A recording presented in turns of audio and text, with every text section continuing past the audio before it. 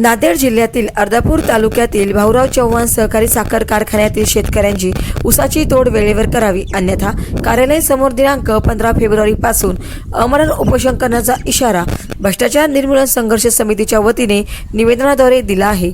शेतकऱ्यांवर होत असलेल्या अन्यायाच्या विरोधात लेखी तक्रार दिली होती, त्यावर तोडगा काढावा, कारखान्याच्या सभासद शेतकऱ्यांवरचे खोटे गुन्हे मागे घ्यावे, तसेच कारखान्याचे संचालक व कर्मचारी पदाचा गैरवापर करून शेतकऱ्यांवर अन्याय करीत आहेत। भाऊराव चव्हाण सहकारी साखर कारखान्याचे शेतकऱ्यांच्या ऊसतोड प्रश्नावर दिनांक 14 फेब्रुवारी पर्यंत तोडगा न काढल्यास व ऊसाचे गाळप झालेल्या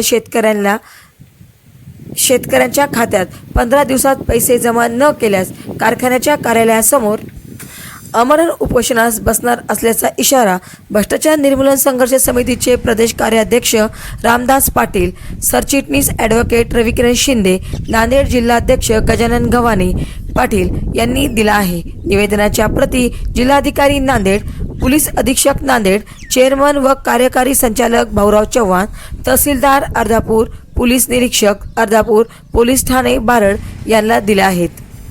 महाराष्ट्र वाइब न्यूज प्रतिनिधी सखाराम क्षीरसागर, अर्धापूर, जिल्हा नांदेड।